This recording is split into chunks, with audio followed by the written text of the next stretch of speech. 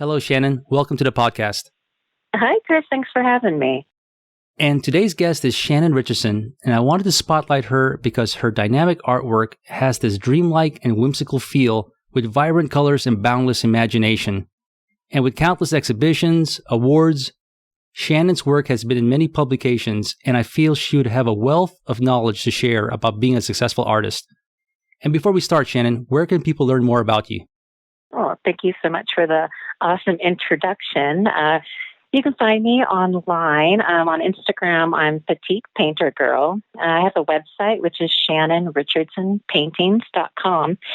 And I also have a really amazing working studio gallery in my small town of Paonia in Colorado that we hope to reopen later on this year. So it's an awesome space where I actually paint, come up, sort of see the works in progress, and there's a gallery of the works. So we'll be putting any of those announcements out on social media, hopefully later this year. Fingers crossed.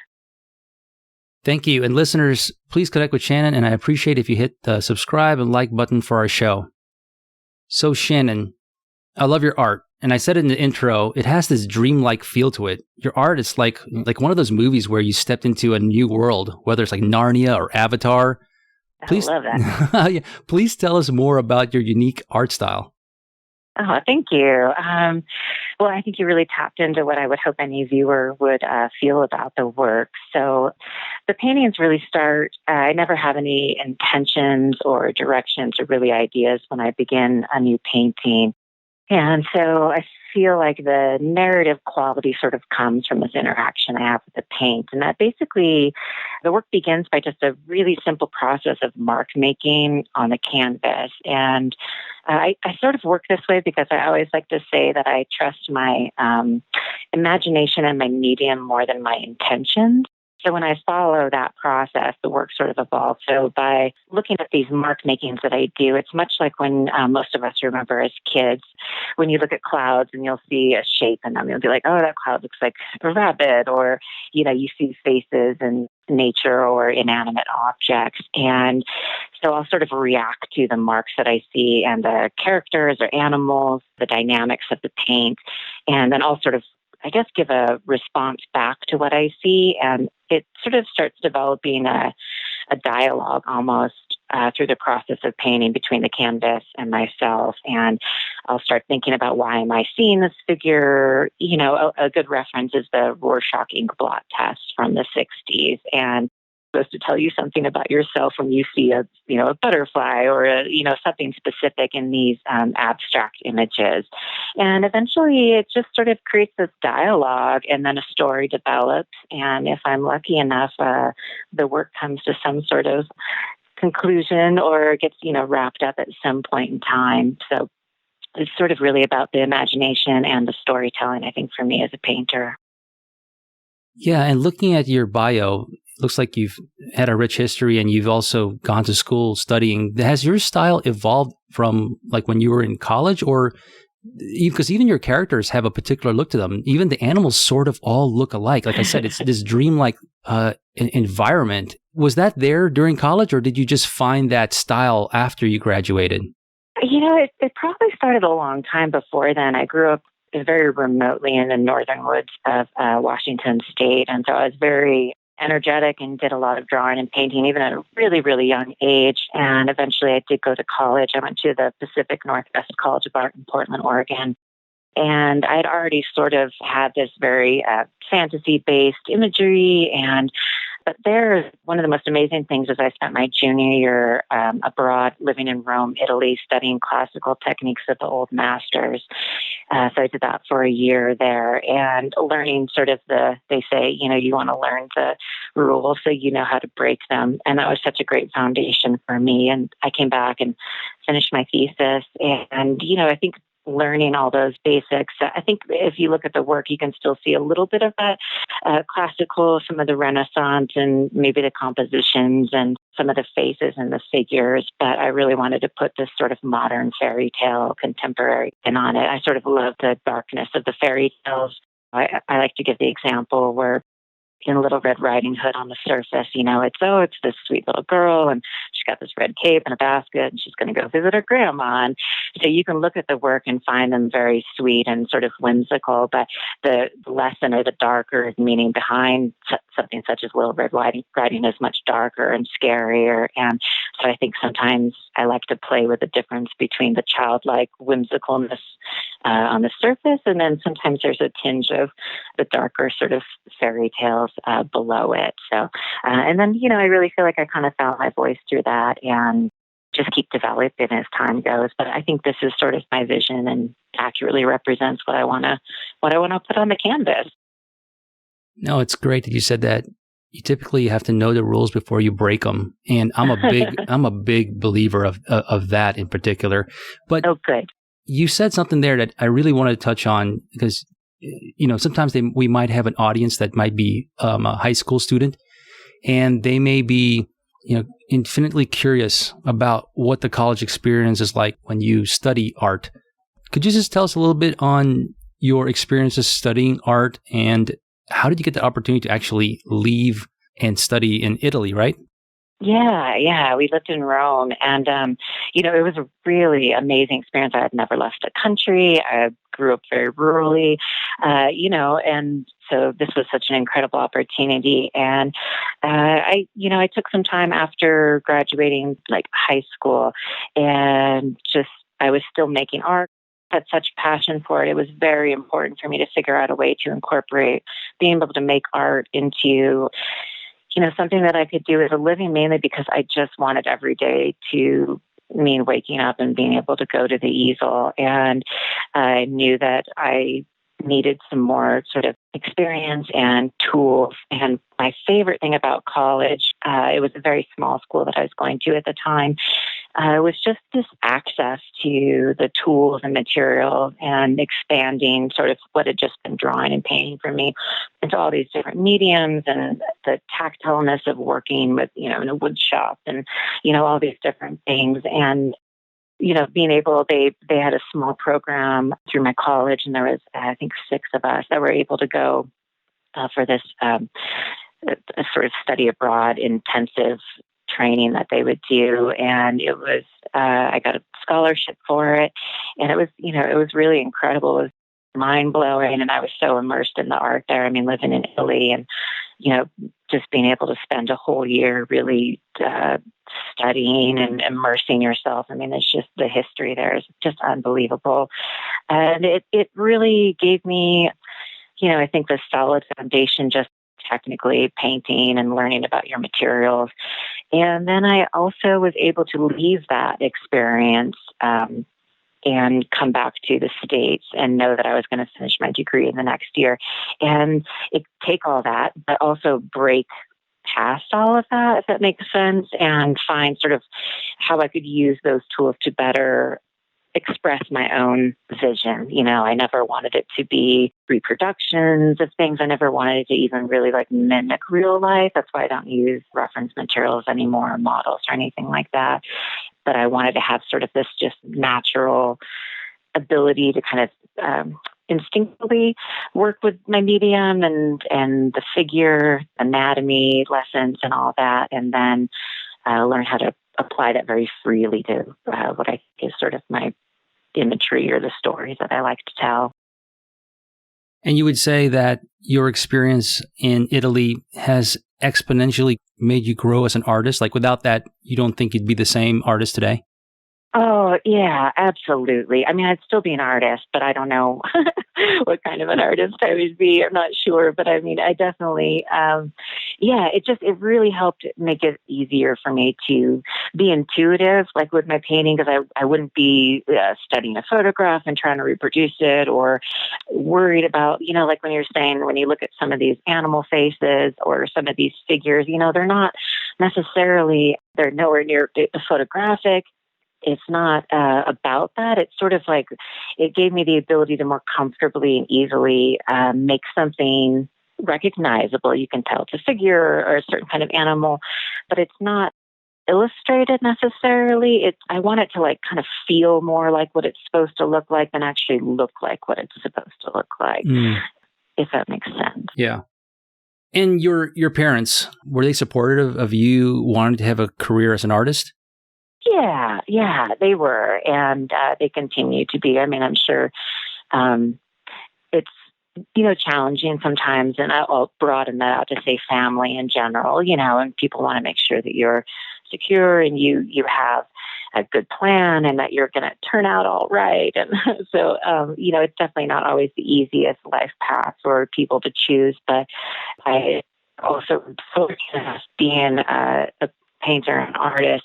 I knew very early on, I was very ambitious early on to understand how I could translate that into making a living off of it. And, it never has to be a great living as long as I can paint, but, enough that would be sustainable and would offer me opportunities to express myself to the world this way. And so I think they always knew that I was very driven and that would, in the long run, maybe compensate for wanting to do something as crazy as it is to some people to be a working artist.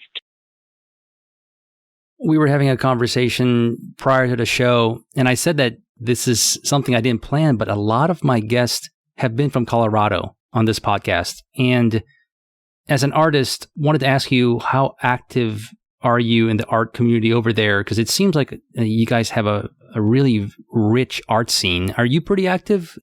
I mean, it's granted this last year has been a little strange, but in general, I mean, we found this amazing little town called Paonia, and like I said, we have this working studio for the arts, which is our little art center here in town.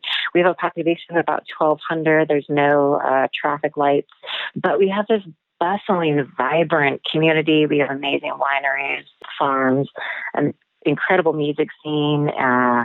And so I feel like we just really found this very, very vibrant and engaged place to live, which has been incredible to be supported and loved and cared for in this town. But I mean, I think maybe artists tend to find, your tribe, wherever you can. And for me, nature's been so important to being inspired and clearing my mind and coming back with visions and thoughts and stuff to work with. And so I think Colorado is a very natural move, and it's just stunning here. So it's a lot of fun. And I think this year is going to be great. So I'm really looking forward to it. Yeah, tell us about Second Story Studios. Now, is that just where your artwork is housed, or do you actually paint there? Tell us more about that place. I do. It's both. It's this incredible 1903 loft above the Blue Sage Center for the Arts, and it's just been preserved incredibly well. So I have the front room. I share it with two other painters. There's 3 separate studios, and mine's the one that overlooks downtown, which is wonderful for daydreaming in my big, beautiful bay windows. And it's where I actually paint almost every day. And when we have been open in the past and hoping to reopen soon, it sort of has 2 separate spaces. And so one side is where I have my big palette, and the walls are really dirty, and you can literally just, I'm up there in my apron, painting, and I put the door open and put a sign out. And then the other side of it is where the work is hung, so people can kind of see the final work. So it's sort of a gallery and a working studio, but it's been really, interesting. I think this is going to be our 4th year up there, that you're sort of open to this idea that, it might be a slow day. You have to walk up these insane 27 stairs from 1903. They're just, and so there's a lot of people don't know, is it worth walking up there? It's a hot day. Like, I don't know, it's at the top. And, they come up and they're like, oh my gosh, like this is the woodworking there. It's got all the pocket doors, and it's just pretty enchanting. And so I'm just literally up there when I'm open, painting, and sometimes we meet some pretty great people up there. Sometimes I'm up there all by myself and I still paint it all day. So it's really an incredible opportunity that I've never had before. I used to be sort of exclusively in the brick and mortar gallery model, where I was represented professionally from other galleries. And, there's some ease and comfort to that also. You kind of remain much more anonymous. But I've just found in this little town, and with the people that come here to visit, because it's so beautiful, they come here for a peace of time and enjoy the beauty. meeting these people come up and seeing an artist like they're, paint on your hands and something in your hair. And, you're just there kind of working. And it's been a pretty amazing experience. It's very different and it's very engaged. And you find a connection when somebody comes up and loves the work or feels emotional about it. I mean, you're just right there to connect with them. So that's been just pretty outstanding. Yeah, I had this conversation once with an artist, and she was telling me that here in Dallas, there was this community studio where a lot of artists would go rent a spot and they'd paint together. And the synergy of walking away from your canvas and seeing another person work on their artwork and, yeah. and that conversations were all priceless. And when the community studio closed down, she had this like mini blues period where she was just feeling down. Yeah. Let me ask you, because I don't think I've asked this before, but can you compare and contrast like a community studio and the energy there versus like a home studio? Yeah. I mean, I've always had the home studio, like I was saying, and then the work would sort of just leave me and then somebody else would put it on a wall and talk to people about it. And I think in general, as a painter, also, I'm sure a lot of artists feel that way. I mean, it's kind of a lonely practice to have, and especially for me, I'm sort of in there by myself and I'm in my own little world and thinking of these stories. And so, I mean, we definitely have our own separate spaces and our own things, but I'm very close to the people I share the space with. And, it's good to once in a while be able to have somebody right there who you're just like, this is just, I just can't quite, what am I doing wrong here, or like, I'm going to just like grab a cup of coffee. Can you watch my door for me? Like I need to go for a little walk. But I still feel very private. And so it's been a challenge to,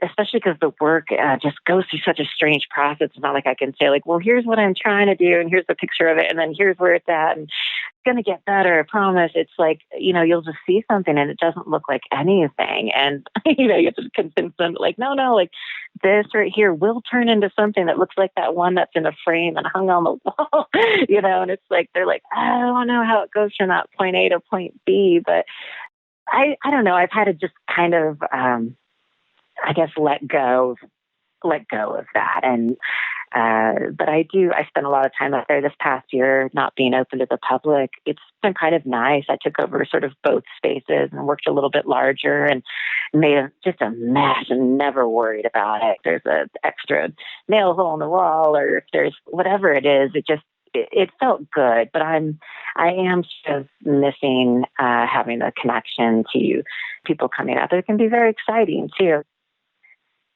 And you seem to have embraced everything about being an artist, whether it's the community studio, the how you're active in the community, and you have a rich history of going to school. Like I said, you've been in publications, you've been in galleries. Tell me about your plan to grow your brand. I know you have an Etsy page. Yeah, that's been very interesting. So like I said, I've only done this sort of brick and mortar gallery representation, which I've had amazing experiences with that for, almost 20 years now, to be honest. It's sort of strange when I say that, but,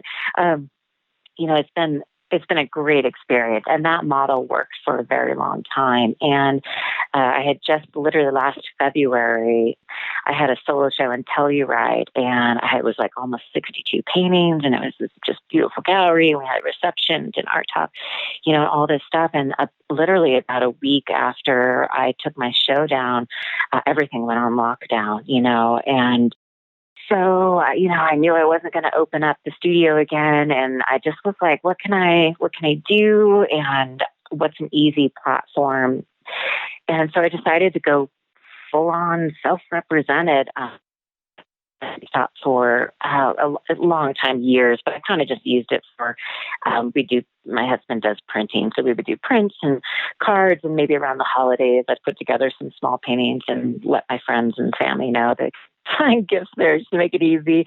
And I was just like, I don't know, I'm going to go full blazing with this and let's see, what happens with this. And it's been amazing. I mean, I can't believe how well it's gone this past year, and it's given access to people who I've had collectors who I've had for 20 years, and they still continue to collect work. And it's made it very easy. It's like simplified this whole process. And so I'm able to reach out and to so many more people across the country. And they're just like these, I call them like pleasant interactions with distant strangers. Like, it's very pleasant, and they're so happy and I'm happy, and I get to focus more time on just painting. And we've kind of got the system down when it comes to like shipping and logistics and, all this stuff. And it's really been incredible. And so I feel very grateful, and I don't know how things are going to change. You never do as technology keeps evolving. And, I don't know. It feels good to sort of keep up with a new way to make this work under such strange and different situations. And so I feel great about it. I can say my shop name is Shannon Richardson Art, and we just absolutely have everything up there. And there's ever questions or issues, it's just me on the other line. We're a very small operation, but I don't know. I've kind of loved it. And looking at your bio, it's such a long history of just doing a lot of awesome things. Like I said, a lot of publications and a lot of exhibits. In your 20 years in your career, can I ask, what are you most proud of? Yeah, I mean, I will say honestly, what I'm most proud of is that I'm still just here making art. That is like absolutely the bottom line. I've just, there have been times, and to anybody who's listening, and there's going to be times where you give up, you feel like you're irrelevant, like why you're broke, you're struggling, like you're trying so hard. I'm just really, I would say I'm most proud that I'm still here doing this. But as far as I guess like actual accomplishments, one of my highlights has definitely been 2 years ago. I did a 9-month fellowship at the Aspen Art Museum. Aspen's about an hour and 45-minute, 2 hours away, and sort of with me, and there was 3 other fellows. So we were in this fellowship, and I would commute up there, and we got to work closely with the museum staff, and they had curators from the Chicago Museum come in and just talk to us about it was really intense, and I was with incredible company. Very honored to be in that group. And then at the end of it, we gave a presentation talk at the museum, and did like a 20-minute video presentation to about 200 people. And that was really intense and very validating. You don't need that as an artist, but it certainly makes you feel good when you're heard and seen, and people find interest in what you have to say, like you today. It's really just awesome. Thank you. And let me switch over here to more questions about yourself, and so the audience gets to know you better. So what do you want to accomplish in the future that you just haven't done yet at this point? Well, I think because I've been so work-oriented and just really hustled pretty hard like the past 20 years, and, the sort of reflections that you have in this year, I want to continue sustaining my life. Is literally my responsibility is to keep painting and make more art. But I'm like, I think after this year or two, we've learned so many interesting things. But my husband and I, we've been together 6 years and married for 5, realized we've never actually been like on a real vacation together other than like to see family or to move. So I honestly like, all I want right now is like to just go and, you got to like refill your tank sometimes as an artist. And so I'm outputting and I'm telling these stories and I'm coming up with these ideas and all this stuff. And it's like, you got to go like fill your tank up a little bit. And so I'm trying to allow myself to find ambition to do things that are more just like experiences and ways to like enjoy life, even though I enjoy my life immensely, but like to get out of this, kind of obsessive painter mode that I'm often in, and just kind of go enjoy things a little bit more. It sounds to me like a lot of people have kind of reprioritize things like that. And so if I can just keep painting, I'm happy. That's really all that like matters to me. And I'd like to go on a nice little trip with my husband. So this is a question that I want to start asking the creatives that are going to be on my show in the future. I guess after all these years, did you expect it to be the way it is? Has anything surprised you after all, looking back now from like where you were from when you graduated college, did you think it was going to be just like this? No, I definitely did it. That's a great question. And I think what you're like, even at a younger age, and then especially like going through school and stuff, and being in this world of arts, and you study it, and you're always looking at these these contemporary artists and these auction houses and all these big things. Is I think that I really thought there was only one way to be successful.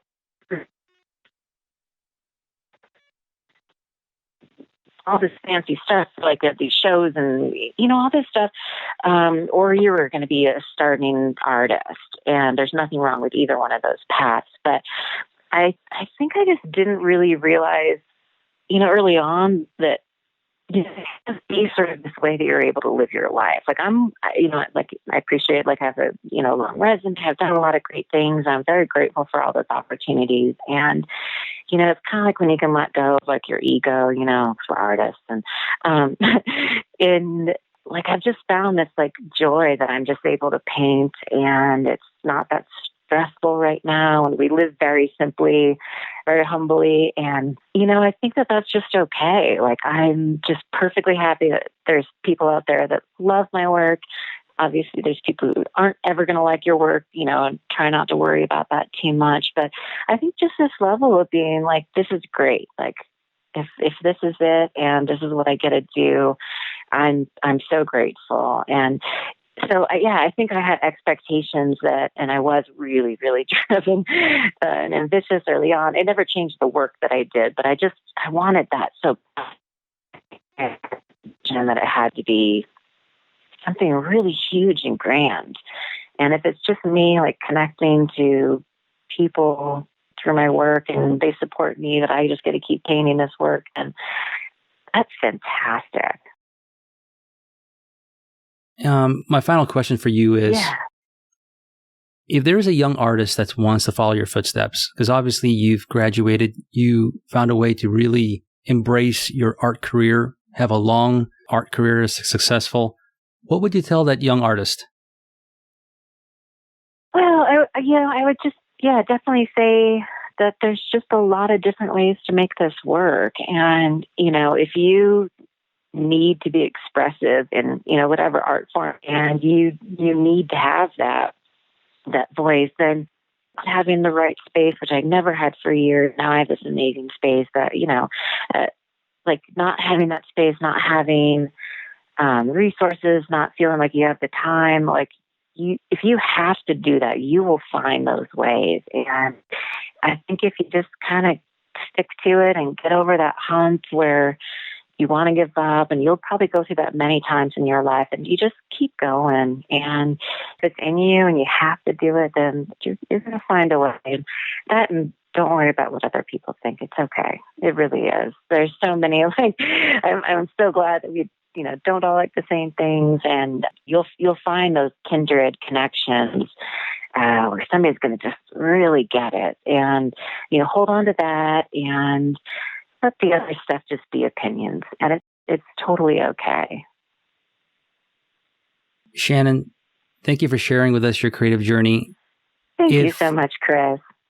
Absolutely. And if people want to buy one of your amazing pieces, where can they find your work? I would love for anybody to go. You can find absolutely everything that we have on Etsy, and my shop name is Shannon Richardson Art. And so if you just type in that or Shannon Richardson through Etsy, you will find anything. There's also a link to it on my website, which is shannonrichardsonpaintings.com.